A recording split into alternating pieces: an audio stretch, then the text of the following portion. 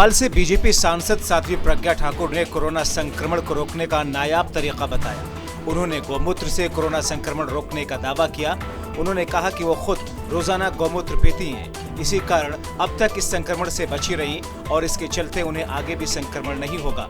साथ ही उन्होंने कहा कि देसी गाय के गौमूत्र का अर्क अगर हम लेते हैं तो हमारे फेफड़ों का संक्रमण खत्म होता है।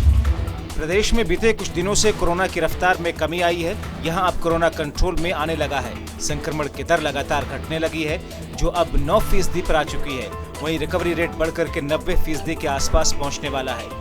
कोरोना कर्फ्यू के कारण हालात नियंत्रण में आते दिख रहे हैं।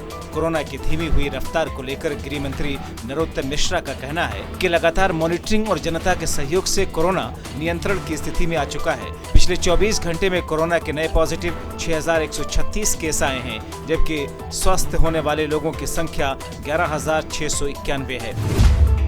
नरसिंहपुर की बड़गुआ गुड़ फैक्ट्री पर किसानों ने हंगामा कर दिया। किसानों ने भुगतान नहीं होने के चलते फैक्ट्री को घेर लिया। गुड़ फैक्ट्री संचालक के भुगतान नहीं करने पर किसान गुस्से में आ गए। वहीं मामले को लेकर के किसानों ने बताया कि लगभग 5 करोड़ का भुगतान शेष बचा है। कोरोना काल में गन्ना उपज की अपनी बकाया राशि लेने के लिए किसानों ने ये प्रदर्शन किया। कोरोना के बढ़ते मामलों को लेकर के सीएम शिवराज सिंह चौहान ग्वालियर पहुंचे। यहां पहुंच करके उन्होंने अधिकारियों से चर्चा की। जल्द ही भिंड में सिटी स्कैन मशीन लगाने का भी दिशा निर्देश दिया। सीएम के साथ में मंत्री ओपीएस भदौरिया ने भिंड जिला अस्पताल में पहुंचकर वहां जायजा लिया। मंत्री ओपीएस भदौरिया ने बताया कि भिंड में सिटी स्कैन मशीन लगाने से भिंड वासियों को बेहतर स्वास्थ्य व्यवस्था मिलेगी। ये भिंड जिले के लिए एक बहुत महत्वपूर्ण सौगात है। काफ़ी लंबे समय से जनता की भी मांग थी। आप लोग भी समय समय से मीडिया के माध्यम से इस बात को रख रहे थे। हमारे पार्टी के सभी जन भी इस प्रयास में थे। पर सबसे बड़ी बात यह है कि इसकी हमें आवश्यकता भी थी। बिना सीटी मशीन के अभाव में हम ठीक से डायग्नोसिस नहीं कर पाते थे कि पेशेंट के लंग्स में कितना इन्फेक्शन है। हमको मरीज़ को ग्वालियर भेजना पड़ता था। उसमें 5-6 घंटे का समय भी खराब होता था और हमारे पास इतनी ऑक्सीजन बेस्ड एम्बुलेंस अवेलेबल नहीं थी कि हम मरीज़ को वहाँ भेज सकें।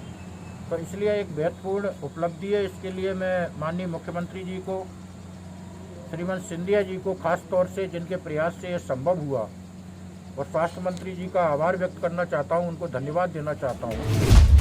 मंडला में एक महिला की मौत के बाद में उसके परिजनों ने कटरा अस्पताल में जमकर तोड़फोड़ की।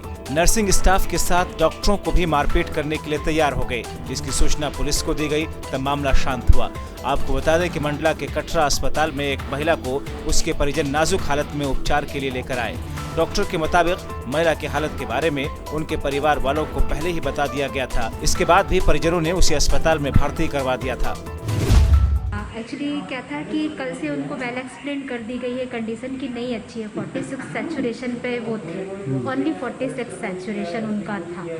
तो सुबह से भी हालत अच्छी नहीं थी। वो जबलपुर ले जाने के लिए तैयार थे, जबलपुर ले जा ही रहे थे, सडन वो कोलैप्स हो गए, सडन कोलैप्स कर गए। इतने में जब तक कि हम उनको एक्सप्लेन करते तब तक कि वो बहुत एग्रेसिव हो चुके थे, बहुत एग्रेसिव हो गए। तुरंत उन्होंने कहा नहीं डॉक्टर ऐसा नहीं। मैंने कहा आपको बताया गया था जब आप एडमिट हो रहे थे कि आपके मरीज की हालत अच्छी नहीं है, बताया गया था आपको, बहुत अच्छे से बताया गया था। लेकिन उस समय वो ना ही सुनने की कंडीशन में, ना ही मानने की कंडीशन में। उन्होंने तुरंत कहा कि आपकी माँ होती तो आप क्या करते।